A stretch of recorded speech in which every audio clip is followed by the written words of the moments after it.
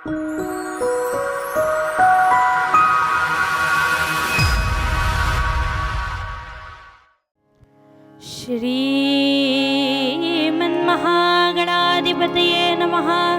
श्री गुरुभ्यो नमः। श्री सरस्वत्यै नमः। वक्रतुंड महाकाय सूर्यकोटि समप्रभा निर्विघ्नं कुरु मे देव सर्वकार्येषु सर्वदा। गुरुर्ब्रह्मा गुरुर्विष्णु गुरुर्देवो महेश्वरः गुरुः साक्षात् परब्रह्म तस्मै श्री गुरवे नमः। नमस्ते शारदे देवी सरस्वती मतिप्रदे वसत्वं मम जिह्वाग्रे सर्वविद्याप्रदा भव। मूकं करोति वाचालं पङ्गुं लङ्घयते गिरिं यत्कृपातमहं वन्दे परमानन्दमाधवम्। कैलासराणा शिवचन्द्रमौळी फणीन्द्रमाता भृगुटीसराई कारुण्यसिन्धू भवदुःखहारी तुझवीण शंभो मज कोण तारी। शान्ताकारं भुजगशयनं पद्मनाभं सुरेशं विश्वाधारं गगनसदृशं मेघवर्णं शुभांगं लक्ष्मीकान्तं कमलनयनं योगिभिर्ध्यानगम्यं वन्दे विष्णुं भवभयहरं सर्वलोकैकनाथं। सद्गुरुनाथ महाराज की जय। जय जय रघुवीर समर्थ।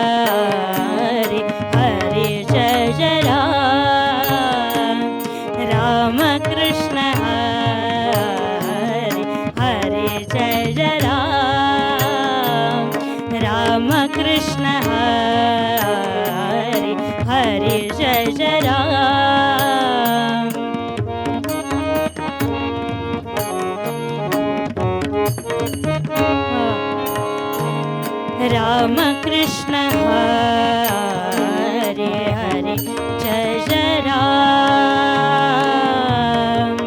राम राम राम हरे जय जय राम। राम कृष्ण हरे।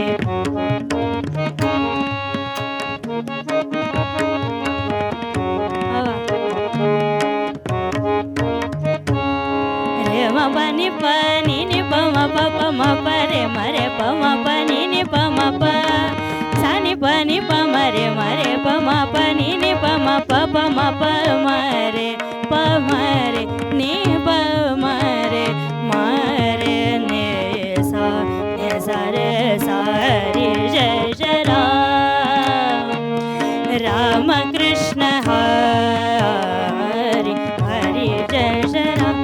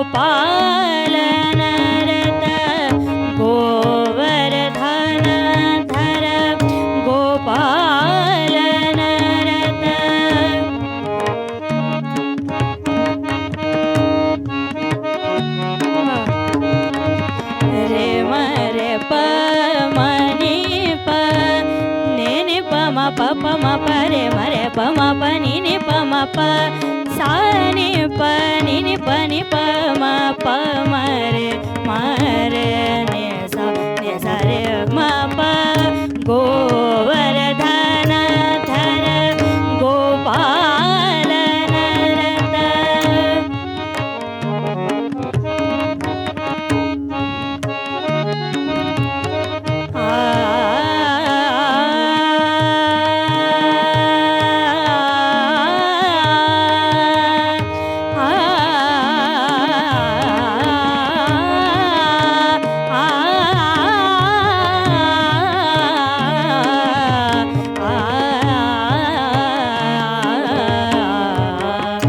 गोवर्धन धर गोपाल नरत गोकुल संकट हारे हरे जय जय राम कृष्ण हरे हरे जय जय राम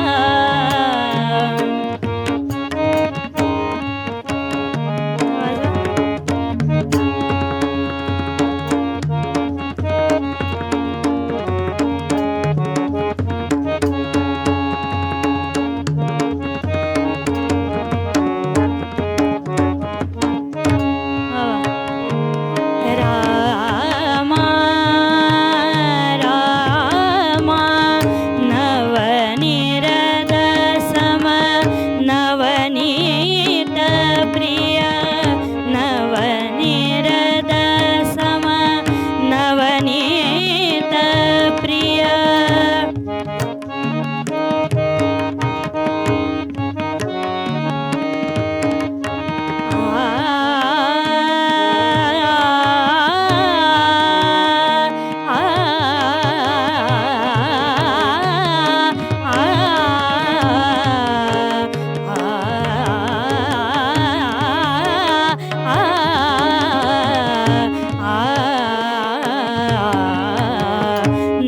नवनीरद सम नवनीत प्रिय नवल विनोद विहारे हरे जय जय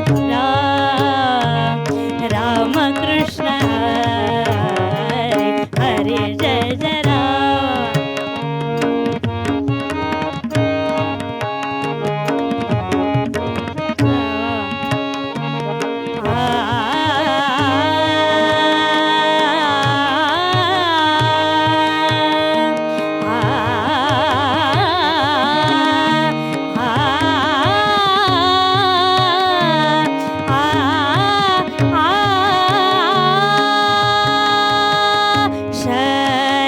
शरणागत दीना गत दीना शरणागत दीना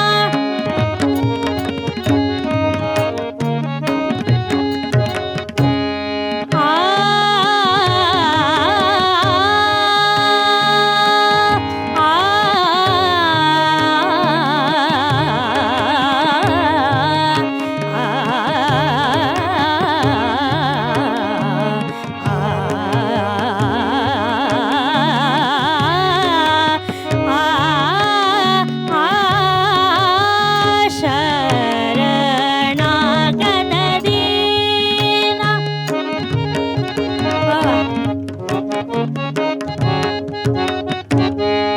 सा नि सा प नि सा रे नि सा नि प सा नि प म प म रे म रे प म प नि प म प प रे म रे प म प नि सा रे म रे नि रे सा प नि सा रे सा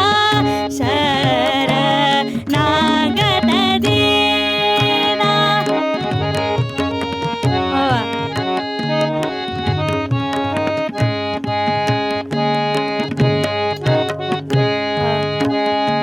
नि सा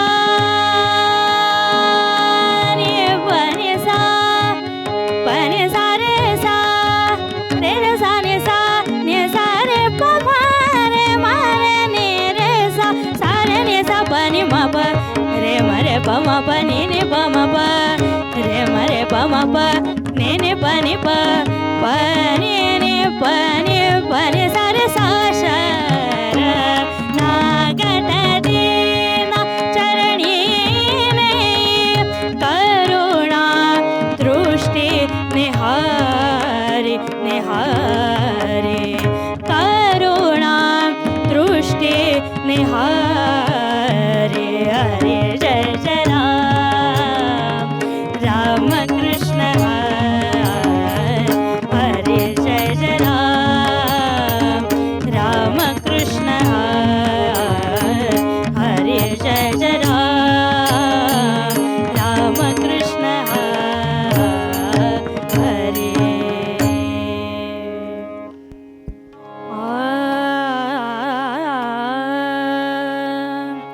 रंगून गेलो तुझ्याच नामी रंगून गेलो रंगून गेलो तुझ्याच नामी रंगून गेलो तुझ्याच नामी राम राम वदता राम नामी तुझ्या रंगता राम नामी तुझ्या रंगता राम नामी तुझ्या रंगता राम नामी तुझ्या रंगता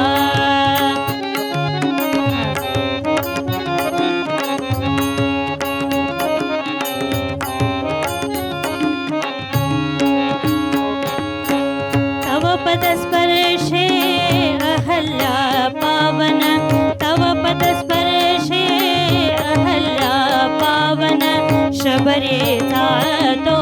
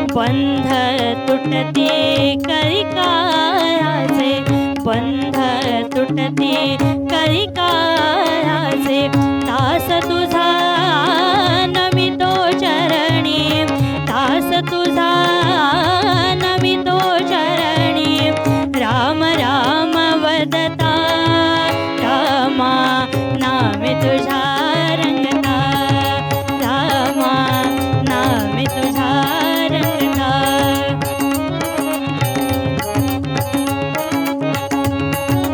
रामा नामे तुझा रंगता, नामे तुझा रंगता, नामे तुझा रंगता. रघुपती राघव राजा राम, पतित पावन सीताराम. म्हणा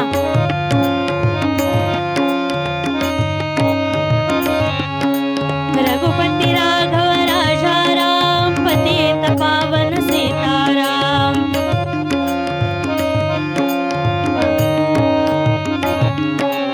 रघुपती राघव राजा राम, पतित पावन सीताराम.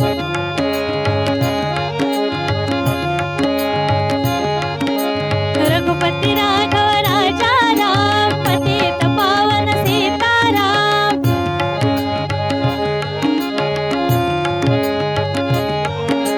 रघुपती राघव राजा राम, पतित पावन सीताराम.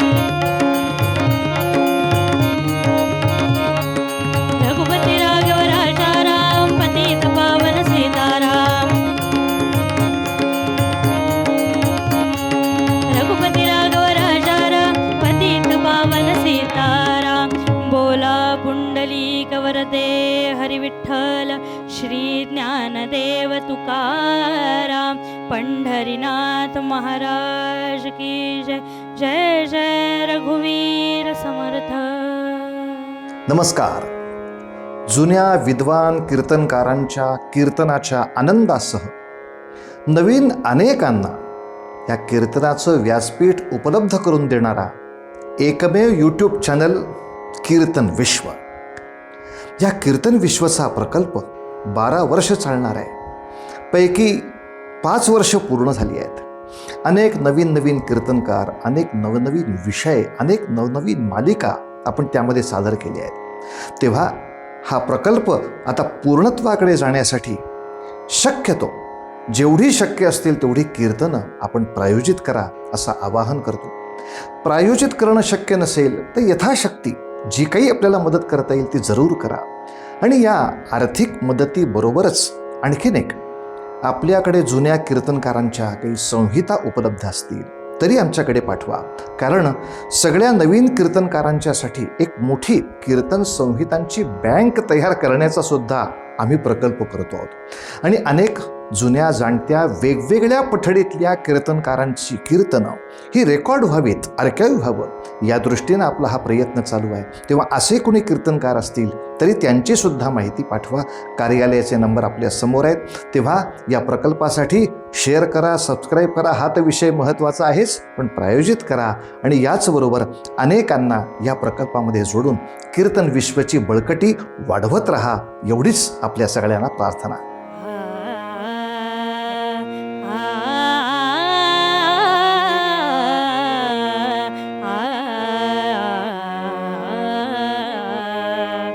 पतिव्रताने आणि कांची स्तुती, पतिव्रताने आणि कांची स्तुती. सर्व भावे पती, सर्व भावे पती, ध्यानी मानी पतिव्रताने आणि कांची स्तुती, पतिव्रताने आणि कांची स्तुती.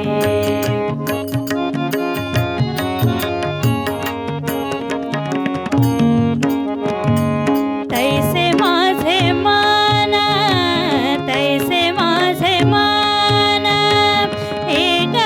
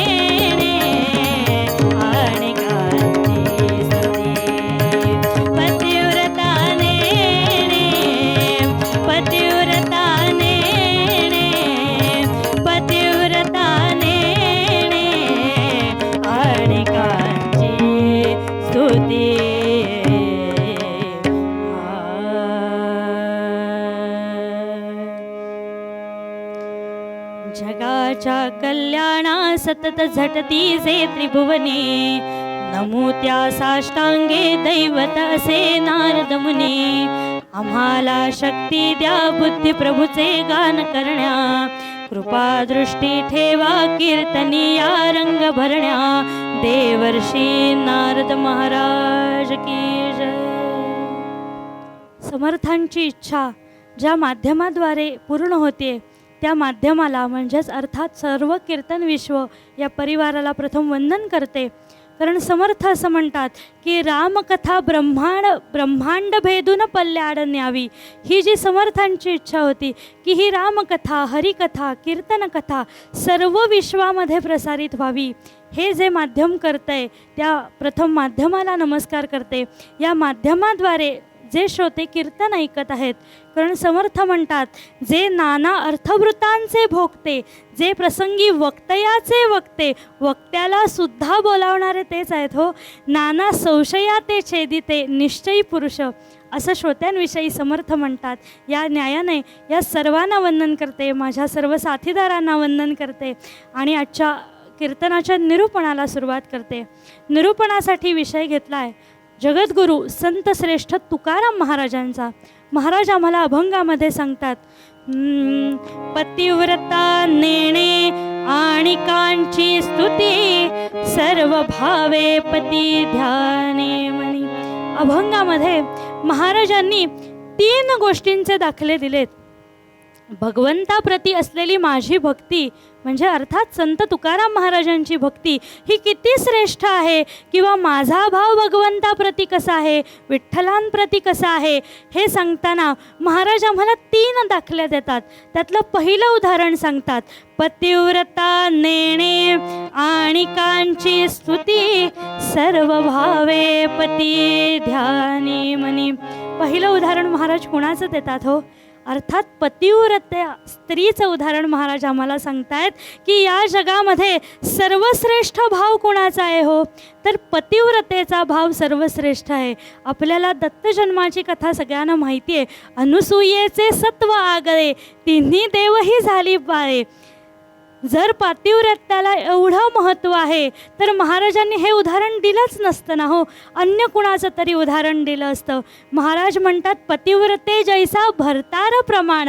वेळोवेळी हा पतिव्रत्याचं महत्त्व आम्हाला महाराज सांगतात की सगळ्यात श्रेष्ठ भाव कुणाचा, तर पतिव्रतेचा.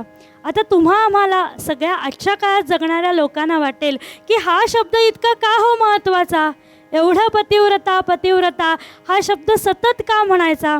तर राजा भर्तृहरीनं आम्हाला 3 गोष्टी या जगामध्ये पुण्यवंतांनाच प्राप्त होतात असं सांगितलं. काय म्हणतो हो राजा भर्तृहरी? यत् प्रीणये सुचरितये पितरं सपुत्रो. पहिलं उदाहरण सांगितलं. भर्तृहरी सांगतोय की या जगामध्ये पहिली गोष्ट दुर्मिळ कुठली? तर यः प्रीणये सुचरितये पितरं सपुत्रो.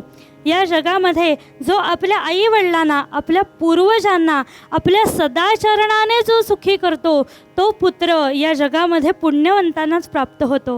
हे पहिलं उदाहरण सांगितलं.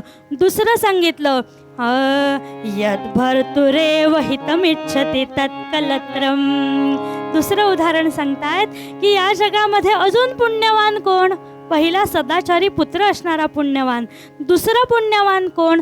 तर या जगामध्ये ज्याची पत्नी, ज्याची स्त्री ही आपल्या पतीविषयी हित इच्छिते, त्याचं चांगलं इच्छिते, भलं इच्छिते, ती स्त्री आजच्या काळामध्ये पुण्यवंतांनाच मिळते. आणि तिसरं सांगितलं यन्मित्रमापदी सुखे च समक्रियं च. संपत्ती अथवा विपत्ती जैशी असेल स्थिती, या कुठल्याही परिस्थितीमध्ये जो मित्र आपल्याला साथ देतो, जो मित्र आपल्याला मदत करतो तोच खरा मित्र. या 3 गोष्टी राजा भर्तृहरी म्हणतोय देतत्रयं जगती पुण्यकृतो लभन्ते. या जगामध्ये या 3च गोष्टी दुर्मिळ आहेत. एक सदाचारी पुत्र, दुसरं आपल्या पतीचं हित इच्छिणारी पत्नी, आणि तिसरं आपल्या संकटकाळी मदतीला येणारा आपला मित्र. ह्या 3 गोष्टी पुण्यवंतांनाच प्राप्त होतात. त्यामुळे प्रत्येक ठिकाणी जिथे जिथे भावाचं महत्त्व आहे, जिथं जिथे दृढ विश्वासाचं महत्त्व आहे, त्या ठिकाणी सगळे संत, सगळे कवी कुणाला महत्त्व देत आहेत हो? तर पतिव्रतेच्या भावाला जास्त दृढ करतायत. आपण वेदकाळामध्ये जर बघितलं तर ह्या शब्दाला किती महत्त्व आहे हो. महाराजांनी हा शब्द का लिहावा त्यामागे फार वेद परंपरा आहे.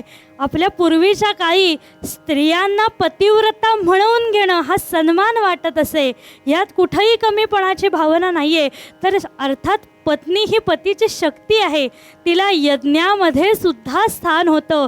ज्या वेळेला एखादं यज्ञकर्म केलं जायचं तेव्हा सामवेदाच्या ऋचा म्हणण्याचं काम, सामवेद गाण्याचं काम हे स्त्रीकडेच दिलं जायचं, त्या पत्नीकडे दिलं जायचं. म्हणून पती पत्नी हे शब्द त्या यज्ञकर्मामधून आलेले शब्द आहेत. वेदकाळामध्ये मुद्गलांनी ऋषी होते, त्यांची जी पत्नी होती मुद्गलांनी, हिनं युद्धकाळी आपल्या पतीचं सारथ्य केलेलं आहे. म्हणजे ज्या ज्या ठिकाणी, म्हणून शब्द आहे हे सहधर्मचारिणी. जे जे पती आपलं धर्म करतायत, आपलं कर्तव्य करतायत, त्या प्रत्येक कार्यामध्ये पत्नीनं साथ द्यायची. आणि याचा अर्थ असा नाही की स्वतःचं अस्तित्व कमी करायचं, स्वतःला स्वातंत्र्य नाही असं नाही. तर त्या काळामध्ये सर्व स्त्रियांनी आपली शैक्षणिक प्रगतीसुद्धा तितकीच केली होती. आपण मैत्रेयीचं उदाहरण बघितलं, आपण गार्गींचं उदाहरण बघितलं, आपण लोपामुद्रेचं उदाहरण बघितलं की त्या काळामध्ये त्यांना जितकं शिक्षण घ्यायचं आहे, जितकं शिकायचं आहे तेवढी त्यांना परवानगी होती. कुठल्याही प्रकारची बंधनं, वैचारिक असतील किंवा अन्य प्रकारची बंधनं या स्त्रियांवरती नव्हती. त्यामुळे स्वतःला पतिव्रता म्हणून घेणं हा त्या काही सन्मान मानला जायचा. म्हणून तुकाराम महाराज आम्हाला पहिलं सांगतायत की श्रेष्ठ भाव कुणाचा? तर पतिव्रता नेणे आणि कांची स्तुती आणि सर्व भावे पती ध्यानी म्हणे. पहिलं पतिव्रतेचं उदाहरण दिलं आणि आता महाराज दुसरं उदाहरण देत आहेत. कुणाचं देत आहेत? तर अर्थात स्वतःच्या भावाचं उदाहरण देत आहेत. भगवंताप्रती असलेला माझा भाव कसा आहे हो? तैसे माझे मन एकविध झाले, नावडे विठ्ठले विणे तुझे. भगवंताशिवाय अन्य कशावरही प्रीती नाही, ही महाराजांची भावना आहे. नारद भक्ती सूत्रामध्ये महर्षी आम्हाला एक सूत्र सांगतात, अन्याश्रयाणाम त्यागो अनन्यता. अन्न कुणाचाही आश्रय नको, न मिळो खावया, न वाढो संतान, परिहा नारायण कृपा करो. त्यामुळे अन्य कोणीही नको, केवळ आणि केवळ भगवंत मिळावा, भगवंताची प्राप्ती व्हावी असं महाराजांना वाटतं. मग असं कोणी केलं हो? असा भाव कुणाचा श्रेष्ठ होता? तर महाभारतामधला एक प्रसंग समोर ठेवते. अर्जुन आणि गोपालकृष्ण यांचं नातं सगळ्यांना माहिती आहे हो. सखेती मत्वा प्रसभम यदुक्तम, असं अर्जुन म्हणतोय की मी तुला सखा समजलो, माझा मित्र समजलो, पण तू तर खरं माझ्यासाठी भगवंत आहेस. या न्यायानं महाभारत युद्ध उभं राहिलं आणि आता सैन्याची वाटणी करावी, दोन्हीकडे सैन्य विभागून जावं, यासाठी दुर्योधन प्रथम गोपालकृष्णांकडे गेलाय.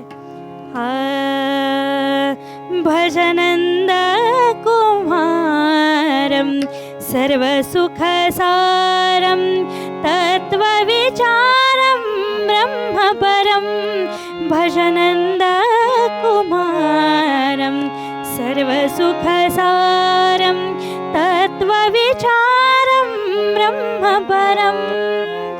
अशा त्या जगद्गुरू असलेल्या द्वारकाधीशांना भेटण्यासाठी ज्या वेळेला अर्जुन गेला त्याच वेळेला दुर्योधन गेला. आणि भगवंत हो, सगळी नाटकं करणाऱ्या भगवंताला, सगळ्या विश्वाची सूत्र चालवणाऱ्या भगवंताला झोपेचं सोंग घ्यायला काय हो कमी. म्हणून त्या शयन कक्षामध्ये भगवंत झोपायचं नाटक केलं आणि त्या शयन कक्षामध्ये 2च जागा ठेवल्या. एक जागा ठेवली ती डोक्याशी आणि एक जागा ठेवली ती भगवंताच्या चरणांपाशी. किती नियुक्ती, छोट्या छोट्या गोष्टींमधून भगवंताची दृष्टी काय होती आणि प्रत्येक भक्ताने केलेली छोट्यातली छोटी कृती आम्हाला किती मोठा संदेश देते बघा. प्रथमतः दुर्योधन शयन कक्षामध्ये आला आणि म्हणाला की कुठे जागा, पायापाशी. मी पायापाशी बसणार नाही म्हणून डोक्यापाशी बसला. आणि मागून अर्जुन आला, तो म्हणाला माझा भाऊ किती चांगला. या सगळ्या प्रकारामध्ये सुद्धा त्याने दुर्योधनाला चांगलं म्हटलं आणि म्हणाले माझा भाऊ किती चांगला. तर मला कुठं जागा ठेवली, तर अर्थात भगवंताच्या चरणापाशी मला जागा ठेवली. बाकी काय हवं हो, केवळ भगवंताचे चरणच हवेत. म्हणून अर्जुन भगवंताच्या पायापाशी बसला आणि आता आधीच झोपेचं सोंग केलेले भगवंत आता उठून बसले. आता मंडळी मला सांगा, झोपेतून उठलेल्या मनुष्याला प्रथमतः कोण दिसेल हो? पायाशी बसलेला दिसेल की डोक्याशी बसलेला दिसेल? त्यामुळे पायाशी बसलेला पहिला दिसला आणि म्हणाले अर्जुना अरे इतक्या सकाळ तू का आलास? म्हणाले माहिती आहे आपल्याला युद्ध उभं राहिलंय, त्यामुळे तुम्ही कोणाच्या बाजूनं जाणार यासाठी हे विचारण्याकरता मी आलोय. आणि मागून दुर्योधन सांगतोय मी सुद्धा आलोय बरं का. दोघांनाही येण्याचं कारण विचारलं आणि भगवंतांनी सांगितलं न धरी शस्त्र करी मी, गोष्टी सांगेन युक्तीच्या चार. मी शस्त्र धरणार नाही, त्यामुळे एकीकडे माझी नारायणी सेना आणि एकीकडे मी. तुम्हाला जे हवं आहे ते मागून घ्या. गोष्ट छोटी आहे पण मंडळी लक्षात घ्या की आपण प्रपंचामध्ये सुद्धा धन संपत्ती ही नारायणी सेनाच मागत असतो, कोणी नारायणाला मागतो का हो? त्यामुळे अर्जुन म्हणतो की भगवंता तुझ्याशिवाय अन्य आम्हाला कोणीही नको. तू सारथ्य नाही केलंस तरी चालेल, तू लढलास नाही तरी चालेल, शस्त्र घेतली नाहीस तरी चालेल, पण माझ्या पाठीशी उभा राहा. तू केवळ रणांगणावर माझ्यासोबत आलास तरी चालेल. आणि आता भगवंतांना आनंद झाला. खरा भक्त हा आहे हो, कुठलीही परिस्थिती असो, दुःखाची असो किंवा सुखाची असो, भक्त आपल्या भगवंताचे चरण कधीही सोडत नाही. म्हणून आता दुर्योधन नारायणी सेना घेऊन निघून गेलाय आणि आता गोपालकृष्ण हे द्वारकाधीश एकदा अर्जुनाची परीक्षा बघतायत. म्हणालाय खरा की मी तुझ्या बाजूने हवा, पण एकदा परीक्षा घेऊया भक्ताची. आणि म्हणून गोपालकृष्ण अर्जुनाला सांगतात अब हार निश्चित है तेरी, अब हार निश्चित है तेरी, तू हरपल रहेगा उदास. बघा काय म्हणालेत गोपालकृष्ण, अब हार निश्चित है तेरी, तू हरपल रहेगा उदास. माखन ले गया दुर्योधन और छाछ बची तेरे पास. जे महत्त्वाचं होतं ते दुर्योधन घेऊन गेला, आता तुझ्या हाती काही लागलेलं नाही. पण अर्जुन सुद्धा श्रेष्ठ भक्त आहे. अर्जुनाने उत्तर दिलं अब जीत निश्चित है मेरी. भगवंतांना प्रत्युत्तर करतायत हो, अब जीत निश्चित है मेरी, दास कभी नहीं हो सकता उदास. माखन लेकर क्या करूं जब माखन चोर है मेरे पास. गोपाल कृष्ण भगवान की जय. ह्याला भाव म्हणावं. अन्य कोणीही नसलं तरी चालेल हो, जो सगळ्या जगाला निर्माण करणारा आहे, जो ते माखन लोणी निर्माण करणार आहे, तोच जर माझ्या बाजूने असेल तर यत्र पार्थो धनुर्धरः तत्र श्रीर्विजयो भूतिर्, तिथे विजय निश्चित आहे. या न्यायाने जसा अर्जुनाचा भाव होता की भगवंता वाचून अन्य काहीही नको, त्याप्रमाणे महाराज म्हणतायत की सूर्य विकासिनी नेघे चंद्रकला, प्रत्येक कोण कधी कधी उगवतंय हो. गायन ते कोकिळा वसंतेसी, कोकिळेचं गायन कायम ऐकायला येतं का हो? नाही. ज्या वेळेला वसंत ऋतू येतो त्याच वेळेला गायन ऐकायला मिळतं. त्याप्रमाणे एकदा माझा भाव दृढ झाला की महाराज शेवटच्या चरणांमध्ये सांगतात, तुका म्हणे बाळ माते पुढे नाचे. काय महाराजांनी सुंदर दृष्टांत दिलाय. महाराज म्हणतायत की लहान लेकराचं उदाहरण दिलं हो. आई असंख्य खेळणी त्या बाळापुढे टाकते, गाड्या ठेवते, घोडे ठेवते, सगळं काही समोर ठेवते. बाळ काही वेळ रमतंय हो त्याच्यात. भगवंताचं मायाजाल बघा. भगवंताने मायाजाल आपल्या पुढे टाकलं आणि कोण किती वेळ त्याच्यात अडकतंय याची परीक्षा घेतोय.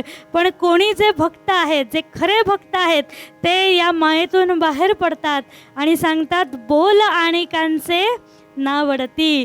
एक क्षण असा येतो त्या बालकाच्या आयुष्यामध्ये, त्या खेळण्यामध्ये, की बस आता फक्त आई हवी, आता खेळणी नकोत किंवा अन्य कुठलीही साधनं नकोत. त्याप्रमाणे महाराज आम्हाला सांगतात की माझा भाव असा दृढ झाला पाहिजे, पतिव्रतेप्रमाणे, त्या लहान बालकाप्रमाणे माझा भाव दृढ होवो. हेच आम्हाला महाराज पूर्वपद्यात सांगतात.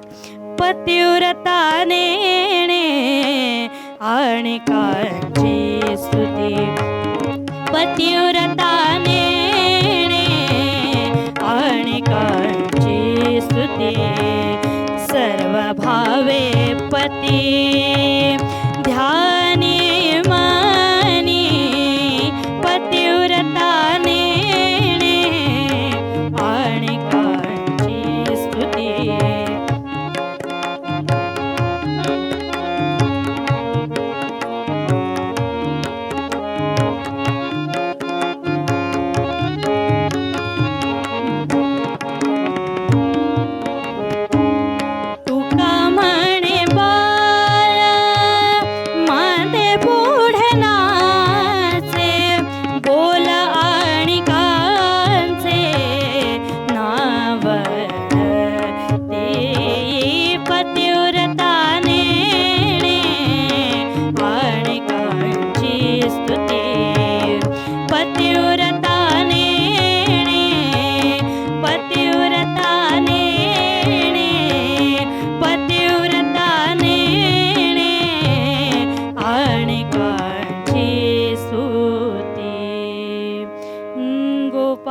कृष्ण भगवान की जय.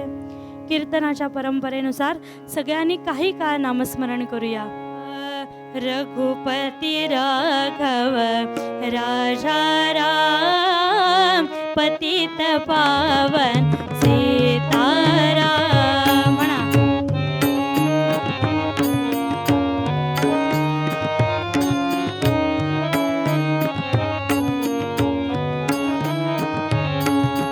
रघुपती राघव राजा राम, पतित पावन सीताराम.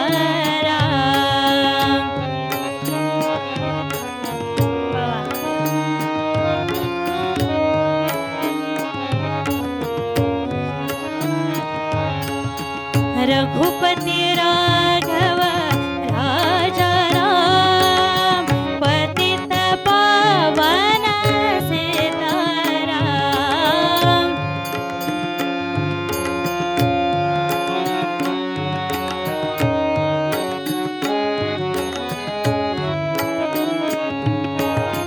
रघुपती राघव राजा राम, पतित पावन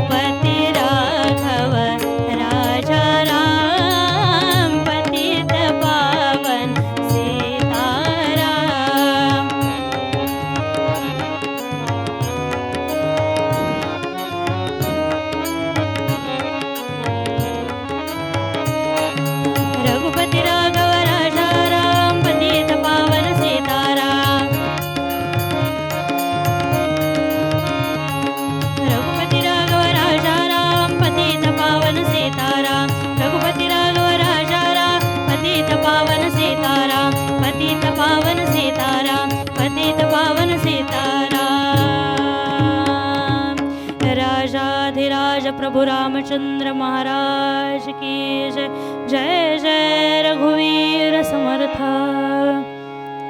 आत्ता ज्या प्रभू रामरायांचं आपण नामस्मरण केलं, त्यांच्या वंशामध्ये ज्याप्रमाणे अनेक थोर राजे झाले, त्याचप्रमाणे आज ज्या नायिकेचं मी चरित्र सांगणारे, आज ज्या स्त्रीचं मी चरित्र सांगणारे, ती सुद्धा रघुवंशामध्ये मानली जाणारी एक श्रेष्ठ राजकन्या होती. पण ही राजकन्या का हो श्रेष्ठ ठरली? साकेताधिपती वीर नृपती होता, साकेताधिपती हो, साकेताधिपती हो, साकेताधिपती वीर नृपती होता. नाम शर्याती कुल कीर्ती वर्धिता, न्याय नीती प्रिय धर्म यज्ञ वेता, न्याय नीती प्रिय धर्म यज्ञ वेता. प्रजाहित दक्ष ऐसा राज्य करता, प्रजाहित दक्ष ऐसा राज करता. साकेताधिपती म्हणजेच अर्थात अयोध्येमध्ये राजा शर्याती नावाचा एक अतिशय उत्तम राज्य करणारा राजा, रघुवंशामध्ये झालेला एक अतिशय प्रजाहितदक्ष असलेला हा शर्याती नावाचा राजा. आणि एक दिवस या राजाच्या मनामध्ये आलं की अनेक दिवसामध्ये आपण मृगये करता वनामध्ये गेलो नाही, शिकारीसाठी गेलेलो नाही. त्यामुळे आपल्या सगळ्या दरबारी मंडळींना जमवलं आणि सांगितलं की आजपासून काही दिवस मी मृगयेसाठी वनामध्ये जाणार आहे. आणि हे ऐकलं मात्र आणि राजाचं सगळं सैन्य म्हणायला लागलं की आम्ही सोबत येणार. सगळे सोबत यायला निघाले. राजाची राणी देखील म्हणाली की बरेच दिवसात मीही तुमची मृगया पाहिली नाही, म्हणून मी तुमच्याबरोबर येणार. मग राणीही निघाली आणि राजा राणी निघाले म्हटल्यावर यांची 13 वर्षाची लहान मुलगी पुढे आली आणि म्हणाली, बाबा मला घेऊन जाल का हो ही मृगया बघण्याकरता, मला घेऊन जाल का हो, मलाही बघायचंय की रघुवंशामधले राजे कशी शिकार करतात, ती काय वीरवृत्ती आहे ती मला बघायचे. आणि बाबा सांगतायत, राजा शर्याती सांगतोय, अगं बाया, अगं तिथं वेगवेगळे श्वापद आहेत ग, हिंस्त्र श्वापद आहेत, तू आमच्यासोबत येऊ नकोस बरं. पण मुलगी हट्टाला पेटली आणि म्हणाली, बाबा एकदा मला सोबत घेऊन जा. आणि मग तिनं आपल्याबरोबर काही सख्या घेतल्या. मृगया करण्याकरिता,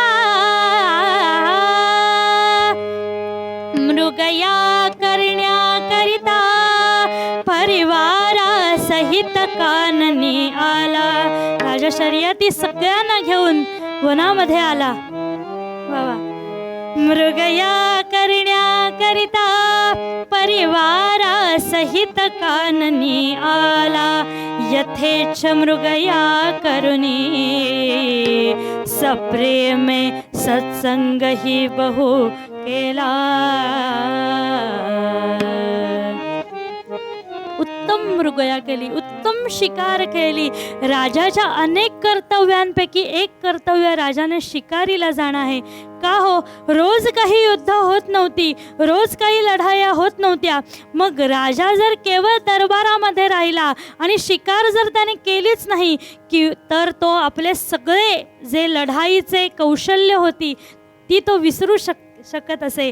म्हणून काही काळ का होईना त्यानं मृगयेसाठी वनात जावं. एकूणच सगळ्या श्वापदांवर नियंत्रण राहतं आणि त्या सगळ्या हालचाली केल्या जातात ज्या युद्धामध्ये करायला लागतात.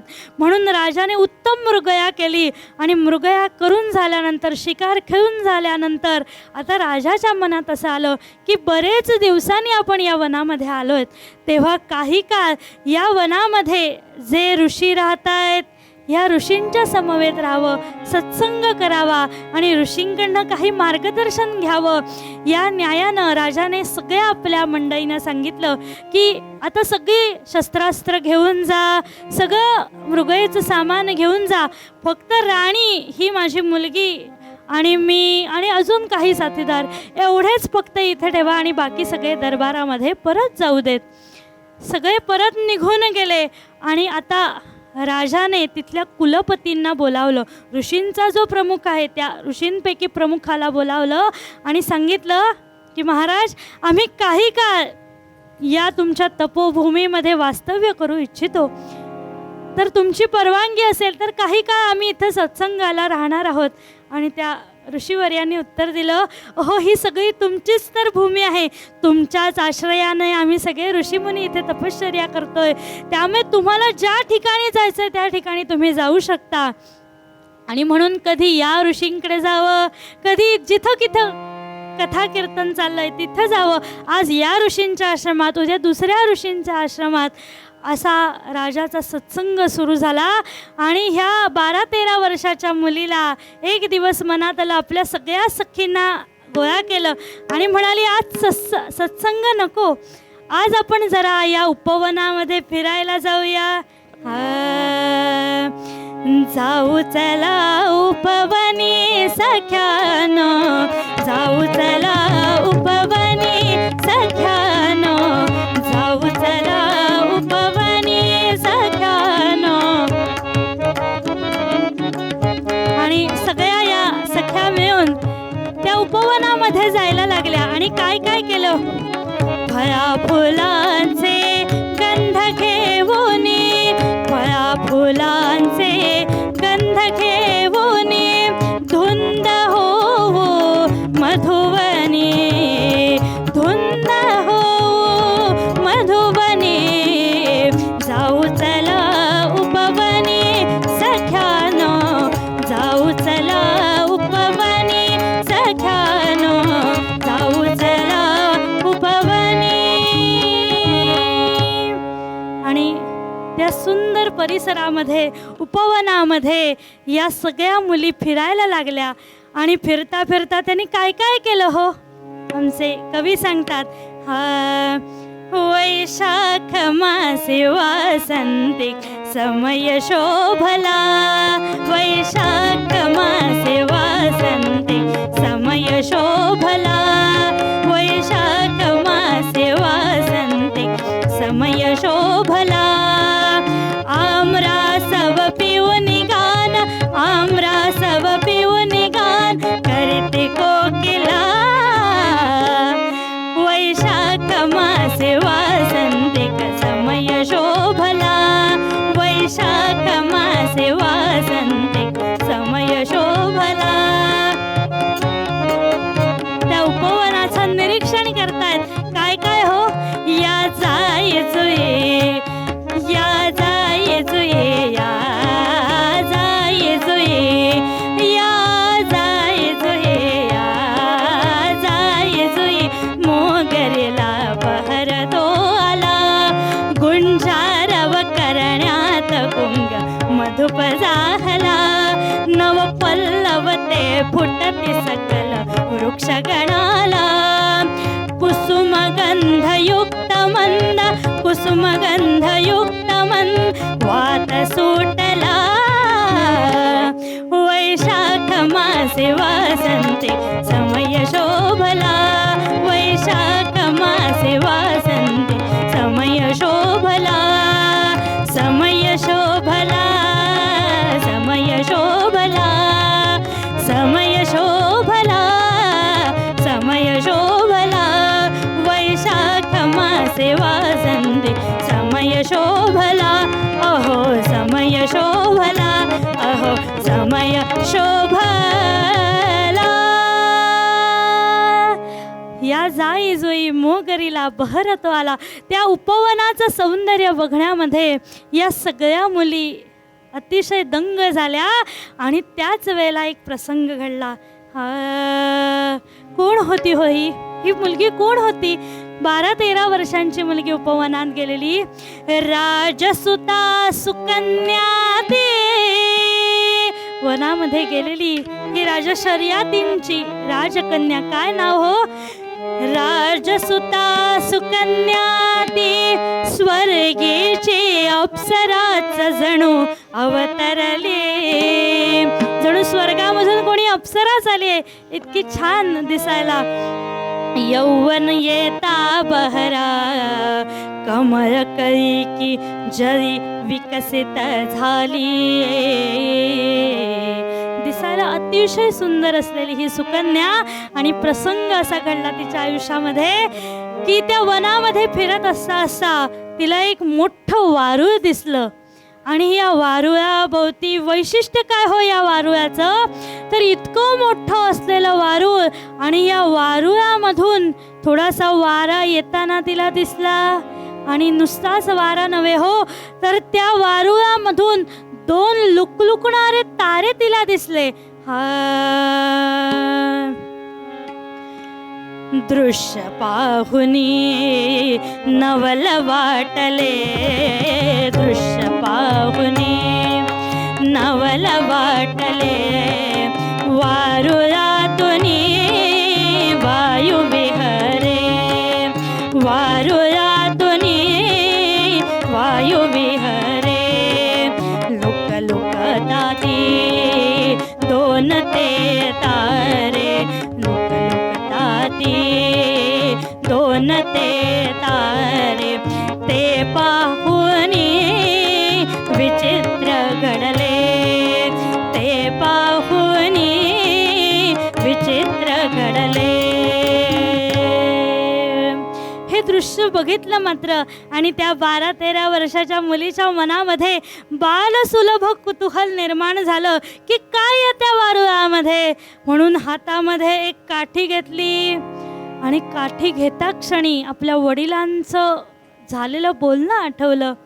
काय आठवलं की ज्या वेळेला आपण या तपोभूमीमध्ये आलो त्यावेळेला इथल्या ऋषीवर्यांनी आपल्याला नियम सांगितला की इथे कुठल्याही प्रकारची हिंसा करायची नाही, कुणालाही मारायचं नाही, साध्या मुंगीला सुद्धा दगड मारायचा नाही, असा नियम सांगितलेला या मुलीच्या ध्यानामध्ये आला. पण तरी सुद्धा थोडंसं कुतूहल निर्माण झालं. 13 वर्षाची मुलगी आहे हो, आणि विचार करते बघूया या वारुळामध्ये काय आहे. आणि म्हणून हातामध्ये 2 काड्या घेतल्या, आणि त्या जे 2 लुकलुकणारे तारे आहेत त्यांना त्या घालून बघितलं काय आहे त्या वारुळामध्ये. आणि ज्या वेळेला त्या आतमध्ये घातलेल्या काड्या बाहेर आल्या त्यावेळेला त्या काड्यांच्या टोकांना रक्त लागलेलं दिसलं. आणि घाबरली मुलगी, ही सुकन्या घाबरली आणि पळत जाऊन आपल्या राजापाशी गेली. काही बोलले नाही, नुसतीच शांत राहिली. काहीतरी घडलंय हे राजाच्या लक्षात आलं, आणि परिणाम असा झाला की ऋषीवर्यांचा नियमाचा भंग झाला होता, कुणीतरी हिंसा केली होती. आणि याचा परिणाम असा झाला की जी कोणी आलेली मंडळी होती त्यांची पोटं फुगायला लागली. परिणाम दिसायला लागला, त्यांचं मलमूत्र विसर्जन थांबलं, आणि सगळ्यांना प्राणरोग व्हायला सुरुवात झाली. आणि घाबरले सगळेजण. आणि घाबरल्यानंतर जे कुलपती होते ते पुढे आले आणि म्हणाले, राजा, तुझ्या आलेल्यांपैकी कुणाकडनं तरी प्रमाद घडलेला आहे. प्रमाद कैसा घडला राजा, प्रमाद कैसा घडला राजा, प्रमाद कैसा घडला राजा. नियमभंग हा कुणी केला, नियमभंग हा कुणी केला. प्रमाद कैसा घडला राजा, प्रमाद कैसा घडला. कुलपती विचारतायत, राजा, तुमच्यापैकी कुणीतरी हिंसा केलेली आहे, नाव सांगा. कुणी पुढे यायला तयार होईना हो. ही मुलगी सुद्धा घाबरून वडिलांच्या मागे उभी राहिली. पुन्हा कुलपती विचारतायत की कुणीतरी गुन्हा केलाय, तो कबूल करा. राजा, अहिंसा व्रत पालन करणे, अहिंसा व्रत पालन करणे, सर्व जीवांचे रक्षण करणे, सर्व जीवांचे रक्षण करणे. नियम से इथला राजा, नियम से इथला राजा. प्रमाद कैसा घडला राजा, प्रमाद कैसा, प्रमाद कैसा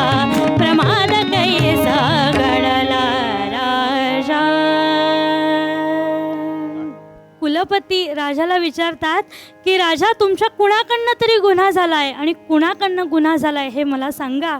आणि यानंतर ही 12-13 वर्षाची मुलगी पुढे येते आणि सांगते, अन्य कुणाकडनंही चूक झाली नाही आहे.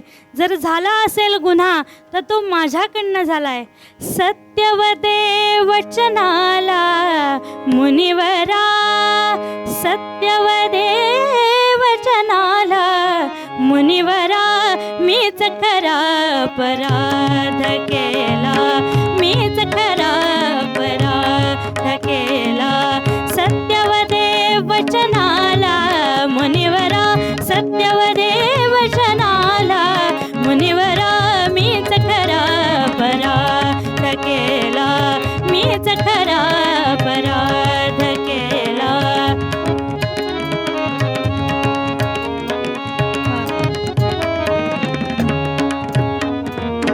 स्वच्छंदे मी वनी विहरता, स्वच्छंदे मी वनी विहरता, वारुळ पाहुनी गमले चित्ता, वारुळ पाहुनी गमले चित्ता.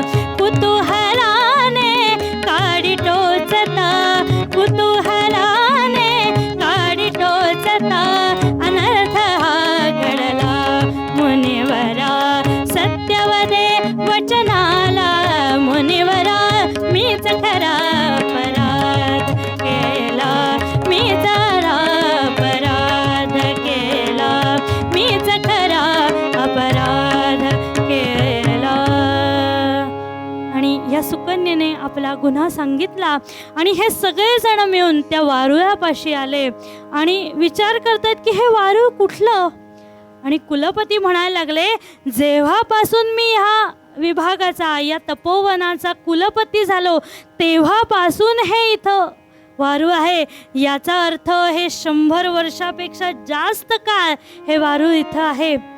त्यामुळे थोडीशी त्या वारुळामधली माती थोडी बाजूला करायला सुरुवात केली आणि ते वारूळ संपूर्ण मोडलं मात्र. आणि त्या वारुळामध्ये च्यवन भार्गव नावाचे ऋषी तपश्चर्येला बसलेले होते आणि उठून उभे राहिले. पण काय अवस्था झाली होती हो त्यांची. तपश्चर्येला बसलेले असताना या सुकन्येने जे 2 लुकलुकणारे तारे म्हणून ज्या काड्या घातल्या होत्या ते त्यांचे तेजपुंज असलेले डोळे होते हो. आणि त्या काड्या गेल्या, त्या नेमक्या त्यांच्या डोळ्यांमध्ये गेल्या. त्यामुळे अंधत्व आलं आणि हे ऋषी संतापून उठले हो. मला सांगा, कुणीही असो, तपश्चरणामध्ये भंग झाल्यावर त्या ऋषीवरांना वाईट नाही का वाटणार? ते चिडणार नाहीत का? आणि म्हणून चिडून उठून उभे राहिले आणि त्या राजाला म्हणाले, शाप देतो तुला राजयामी आता, शाप देतो तुला राजयामी आता, शाप देतो तुला राजयामी आता, शाप देतो तुला राजया. कारणे तव सुता अंध झालो आता, कारणे तव सुता अंध झालो आता, शाप देतो तुला राजयामी आता, शाप देतो तुला राजयामी आता. काय मम प्रार्थना अंतिही साधना, काय मम प्रार्थना साधना संपता, नेत्रहीन मला कोण जगती त्राता, नेत्रहीन मला कोण जगती त्राता. शाप देतो तुला राजयामी आता, शाप देतो तुला, शाप देतो तुला, शाप देतो. राजा, तुला तुझ्या अयोध्येला मी शाप देतो, तुझ्या रघुवंशाला मी शाप देतो असं म्हणून आपल्या हातात कमंडलूतलं पाणी घ्यावं. आणि इतक्यात ही मुलगी पुढे आली. ही 12-13 वर्षाची सुकन्या पुढे आली आणि म्हणाली, महाराज, जी काही चूक झाली आहे ती माझ्याकडनं झाली आहे. माझ्या वडिलांना याची शिक्षा देऊ नका, माझ्या रघुवंशाला याची शिक्षा देऊ नका, माझ्या अयोध्येला हा शाप देऊ नका. राजाने ही क्षमा मागितली. आलेल्या सगळ्या लोकांनी या च्यवन भार्गव ऋषींची क्षमा मागितली, पण संतापले होते हो. उत्तमस्य क्षणम कोपहा, पण सज्जनांचा राग किती वेळ राहतो हो. रामकृष्ण परमहंस म्हणायचे की ज्याप्रमाणे एखादी काठी पाण्यावर मारली तर तिचे वय जितका वेळ राहतील तितका वेळ सज्जन मनुष्य चिडतो. क्षणाचा राग आला आणि क्षणी म्हणाले, अगं तुझ्या या कृत्यामुळे काय झालंय माहितीये का, या तपश्चर्येचं फळ मला मिळायची वेळ आली होती, पण मला आता अंधत्व आलं. मग तू काही माझी बायको होणारेस का माझी सेवा करण्याकरता? हे म्हटलं मात्र आणि हे ऐकता क्षणी या 13 वर्षाच्या सुकन्येने सांगितलं, महाराज आत्ता जे तुम्ही बोललात त्याचं आचरण करायला मी तयार आहे. 13 वर्षाची मुलगी हो, विचार करा, खेळण्या बघण्याचं वय आहे, पण मुलीची बुद्धी बघा कुठे आहे, मुलीचं मन किती तयार आहे बघा. आत्ताच तुम्ही जे काही गमतीने म्हणालात, विनोदाने म्हणालात, त्या गोष्टीसाठी मी तयार आहे. मी तुमच्याशी विवाह करीन आणि आज पुढे, याच्या पुढे तुमचे डोळे मी होईन, तुमची काठी मी होईन आणि मी तुमच्याबरोबर राहीन. हे ऐकलं मात्र आणि या ऋषीवरांचा सगळा संताप निघून गेला हो. सज्जनांचं किती राहणार हो राग. म्हणाले, अगं बाळा तुझं वय ते काय, तुला माझं वय माहितीये किती आहे? अगं तू 13 वर्षाची आणि मी तुझ्याहून 100 वर्षांनी मोठा असलेला 113 वर्षांचा तपी आहे. तू जे बोललीस ते आचरण करणं सोपं नाहीये ग. जा बाळा, परत जा आपल्या घरी. जे काही माझ्या प्रार्थनामध्ये आहे ते मी भोगायला तयार आहे. पण मुलगी काही हट्टापासून मागे येईना. नारद महर्षी तिथं आले आणि नारद महर्षींनी सुद्धा सांगायचा प्रयत्न केला की बाळा, अगं इथे जमलेल्या कुणालाही असं वाटत नाहीये की तू यांच्याशी विवाह करावास. स्वतः ऋषीवरांनाही असं वाटत नाहीये, मग तरी तू विवाह का करतेस? आणि त्याच्यावरती सुकन्येने एक सुंदर उत्तर दिलं. वामन पंडितांनी त्याच्यावरती वामनी तयार केली. प्रतिदिनी रवी उदयी एकदा. काय सांगते ही मुलगी, 13 वर्षांची मुलगी महर्षींना सांगते, प्रतिदिनी रवी उदयी एकदा. सूर्य काही आपलं एखादं किरण विसरला म्हणून परत जातो का हो? नाही, एकदा उगवला की उगवला. प्रतिदिनी रवी उदयी एकदा, जन्मल्या मृत्यू शरीरी एकदा. जन्माला आल्यानंतर मृत्यू किती वेळा येतो हो? एकदाच येतो. सूर्यवंशवदे वच एकदा. आम्ही सूर्यवंशातले लोक आहोत, आम्ही एकदा बोलतो. रघुकुलरीत सदा चली आई, प्राण जाय पर वचन न जाई. सूर्यवंशवदे वच एकदा आणि आर्य नारी वरिते वर एकदा. काय मुलीचं विचारशक्ती आहे बघा. ही सुकन्या सांगते की मी तयार आहे. एकदा शब्द आहे की गंमत आहे हो. एकदा दिला म्हणजे दिला. आणि सगळ्यांच्या अनुमतीनं ऐकलं हिचं वचन आणि सगळ्यांनी अनुमती दिली. ती म्हणाली, अनुरूपतेपेक्षा अनुकूलता जास्त महत्त्वाची. तुमच्यासारख्या ऋषीवर्यांची सेवा मला करायला मिळेल यातच मी धन्य आहे. आणि विवाह झाला. चवन सुकन्या या दोघांचाही विवाह झाला. आणि काय हो जीवन, राजकन्या वाढलेली, पण आपले पती हे वल्कल नेसतायत म्हणून आपल्या सगळ्या अलंकारांचा त्याग करते आणि आता खऱ्या अर्थानं ऋषी पत्नी म्हणून जीवन जगायला सुरुवात केली. सगळ्या जीवनाला कायापालट मिळाला. आपल्या चुकीची शिक्षा ही मुलगी आनंदानं उपभोगायला लागली. आपल्या पतींची सेवा करायला लागली. खरी पतिव्रता झाली आणि आपल्या पतींची सेवा करायला लागली. त्यांना स्नानाला घेऊन जावं, त्यांना अन्नपाणी शिजवून द्यावं, तपश्चर्येला बसले असतं त्यांच्या शेजारी बसावं आणि त्यांच्याबरोबर साधना करावी. आणि या मुलीच्या आयुष्यामध्ये एक प्रसंग घडला तेवढा सांगते आणि कीर्तन संपवते. ज्या वेळेला संध्याकाळच्या वेळेला ही मुलगी, ही सुकन्या आपल्या ऋषीवर्यांसाठी, आपल्या पतींसाठी पाणी आणायला निघाली. आणि पाणी आणायला निघाल्यानंतर स्वर्गामधील 2 देवता ह्या सुकन्येकडे बघायला लागल्या आणि म्हणाल्या, कोण आहे ही मुलगी? स्वर्गीची अप्सरा की नागलोकातली की यक्षलोकातली? इतकं सुंदर तारुण्य असलेली ही मुलगी आहे तरी कोण? आणि म्हणून तिच्यापाशी आले आणि विचारलं, ग कोण ग तू? म्हणाली, मी अशी रघुवंशामधली राजकन्या सुकन्या. अगं मग तू काही पत्ता चुकली आहेस का? तुझं घर हरवलं आहे का? आम्ही तुला नेऊन सोडू का? कशासाठी आले होते हो? वासनेने आलेले होते काही काळ. आम्ही तुला घरी नेऊन सोडू का? आणि तिने सांगितलं नाही हो, ही तपोभूमी हेच माझं घर आहे. रूप सुंदरी रूप सुंदरी तुझसी योग्य हा रूप सुंदरी. म्हणाली ही तपोभूमी कसं काय? म्हणाले अहो इथं माझे पती राहतात, जिथं पती तिथं मी. तुझे पती राहतात कुठे? ते म्हणाले ते बघा आमचं झोपडं आहे तिथं राहतात. आणि झोपडीच्या बाहेर हे चवन भार्गव ऋषी तपश्चर्येला बसलेले होते. हो 113 वर्षांचे ऋषी आणि ही 13 वर्षांची मुलगी. म्हणाले अगं हे तुझे पती आहेत, अगं तुझ्या आजोबा शोभतायत हे, आणि तू कसा काय विवाह केलास? काही चूक तर नाही ना झाली तुझी? रूप सुंदरी तुझसी योग्य हा वरनसे जरठत पिहा. काय सौख्य तो देई तुझ पती, काय सौख्य तो देई तुझ प्रती. ते पितामह तुझशी शोभती, ते पितामह तुझशी शोभती, ते पितामह तुझशी शोभती. अगं तू यांची पत्नी ही कल्पनाच आम्हाला करवत नाही. आणि या सुकन्येने घडलेला सगळा प्रसंग सांगितला, आपली चूक सांगितली, आणि ह्या चुकीची शिक्षा आता मी आनंदाने उपभोगते आहे.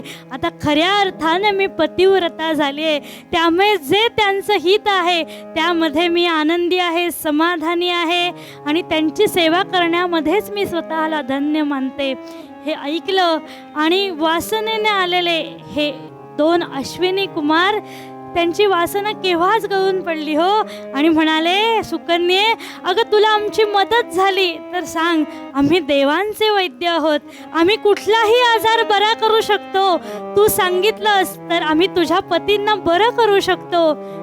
आणि हे ऐकलं आणि आनंदली आणि म्हणाली खरंच माझ्या पातिव्रत्यात जर एवढी ताकद असेल आणि तुम्ही माझ्यावरती एवढे प्रसन्न झाले असाल तर माझी एकच इच्छा आहे की त्यांचे नेत्र परत येऊ देत, त्यांची दृष्टी परत येऊ दे. आणि म्हणाले की आम्ही उपचार करू, पण आमचा नियम एकच आहे, आम्ही ज्यांच्यावर उपचार करतो त्यांना आम्ही कळू देत नाही की आम्ही त्यांच्यावर उपचार केलेत. असे अदृश्य पद्धतीनं आम्ही त्यांच्यावर उपचार करतो. तेव्हा तू एक काम कर की ऋषीवर्यांना घेऊन या तळ्यामध्ये ये, त्यांना तळ्यामध्ये बुडाव आणि त्यानंतर आम्ही त्यांच्यावरती उपचार करू. हे ऐकलं आणि आनंद झाला हो. पण तरीसुद्धा मनामध्ये भीती आहे की हे खरंच त्यांच्यावर उपचार करतील ना, की या निमित्ताने ह्यांना मारून टाकतील. पण विश्वास दाखवला, कारण काही का होईना माझ्या पतींचे जर नेत्र परत येणार असतील तर आपण एकदा त्यांना संधी देऊया. म्हणून ऋषीवर्यांना आणण्यासाठी ही झोपडीमध्ये आली आणि म्हणाली महाराज अहो संध्याकाळची वेळ झाली आहे, तुम्हाला स्नानाला जायचं असेल, तुम्हाला मी स्नानाला घेऊन जाते. म्हणून हाताला धरलं, 113 वर्षांचे ऋषी आहेत, त्यांना हाताला धरलं आणि हळूहळू हळू तळ्यामध्ये घेऊन आली आणि तळ्यामध्ये बुडवलं.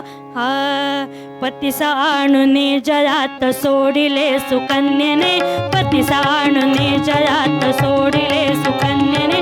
बुडविले तयास तेथ वैद्यराज देवाने, बुडविले तयास तेथ देवराज वैद्याने. उपाय योग्य करून त्यास आणले जळावरी, उपाय योग्य करून त्यास आणले जळावरी. अर्पिली सुयोग्य कांती दृष्टीसह भूवरी, अर्पिली सुयोग्य कांती दृष्टीसह भूवरी, दृष्टीसह भूवरी, दृष्टीसह भूवरी. या अश्विनी कुमारांनी या ऋषीवर्यांना त्या जळामध्ये बुडवलं आणि बुडवल्यानंतर केवळ त्यांचे नेत्र परत नाही आणले हो. अगदी आपल्या भाषेत सांगायचं झालं तर सुकन्येला थोडासा बोनस दिला. म्हणाले केवळ नेत्र परत नाही आणले, तर नेत्रांबरोबरच त्यानं सुंदर तारुण्य प्राप्त करून दिलं. कारण म्हणाले ही 13 वर्षाची, अजून काही काळानंतर 15 वर्षाची, मग हिच्याबरोबर असलेले ऋषी हे 16-17 वर्षांचे नकोत का? म्हणून त्यांना तारुण्य बहाल केलं. म्हणून आपण अनेकदा च्यवनप्राश असं नाव वापरतो औषधाचं. कुठून आलं हो हे या ऋषीवर्यांच्या कथेवरनं, या ऋषीवर्यांनी तयार केलेलं हे औषध आहे. आणि आपल्या पातिव्रत्याच्या सामर्थ्यानं ऋषींचे नेत्र परत आले, त्यांना तारुण्य प्राप्त झालं. आणि आता या अश्विनी कुमारांनी एक परीक्षा बघितली फक्त सुकन्येची, की हिचं पातिव्रत्य खरं आहे की नाही, ही खरी पत्नी आहे की नाही. म्हणून ज्या वेळेला जळातून वरती आले ऋषी, त्यावेळेला तिघांनीही त्या च्यवन ऋषींचं रूप घेतलं आणि म्हणाले आता खरे कोण ते ओळख, तुझा खरा पती कोण ते ओळख. आणि सुकन्या खरी पतिव्रता आहे हो. हातामध्ये कमल पुष्प घेतलं, डोळे मिटले आणि आपले पती आहेत त्यांना संबोधून म्हणाली, महाराज अहो तुमचं स्नान झाल्यानंतर सायं संध्येची वेळ झाली, तेव्हा पाणी घ्या. आणि जे खरे ऋषी होते त्यांनी हातामध्ये पाणी घेतलं आणि म्हणाली हेच माझे पती. दोघांनाही आनंद झाला. ऋषीवरांना नेत्र प्राप्त झाले, तारुण्य प्राप्त झालं. आणि ज्या वेळेला राजा शर्याती आपल्या कन्येला भेटण्यासाठी आला, त्यावेळेला कोणीतरी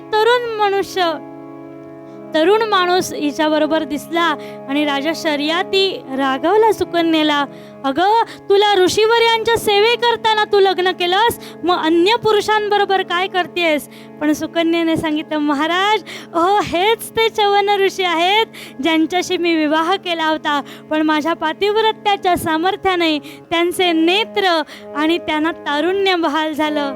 म्हणून पतिव्रता सगळ्या जगामध्ये श्रेष्ठ मानली. वेद काळामध्ये सुकन्येला महत्त्व प्राप्त झालं आणि इतिहासाच्या पुस्तकामध्ये, इतिहासामध्ये या च्यवन भार्गव ऋषींचं आणि सुकन्येचं नाम आदराने घेतलं जातं. पतिव्रता नेणे आणि कांची स्तुती, पतिव्रता नेणे आणि कांची स्तुती, पतिव्रता नेणे आणि कांची स्तुती, सर्व भावे पती ध्याने मानी, सर्व काळ पती ध्याने मानी, पतिव्रता नेणे आणि कांची स्तुती, पतिव्रता नेणे, पतिव्रता नेणे, पतिव्रता नेणे आणि कांची स्तुती. झालेली सगळी कीर्तन सेवा जनता जनार्दनाच्या भगवंताच्या पायावरती ठेवते. सर्व साथीदारांचे आभार मानते, या माध्यमाचे आभार मानते आणि इथेच विरामते. सदा सर्वदा योग तुझा घडावा, तुझे कारणी देह पडावा, उपेक्षू नको गुणवंता अनंता, रघुनायका मागणे हेची आता, जय जय रघुवीर समर्थ. हे कीर्तन आपल्याला कसं वाटलं, आपला अभिप्राय जरूर कळवा. हे कीर्तन लाईक करा, शेअर करा. अधिकाधिक लोकांपर्यंत ही कीर्तनाची परंपरा पोहोचण्यासाठी आम्हाला सहकार्य करा. कीर्तन विश्व हे यूट्यूब चॅनल गेली 4 वर्ष अव्याहतपणे सुरू आहे. आपल्या सर्वांच्या मदतीनं, सहकार्यानं कीर्तन विश्व यूट्यूब चॅनल अधिकाधिक लोकांपर्यंत पोहोचत आहे, लोकप्रिय होत आहे. मी आपल्या सगळ्यांना विनंती करतो की आपल्या क्षमतेप्रमाणे आपण प्रत्येकानं किमान एक तरी कीर्तन प्रायोजित करा.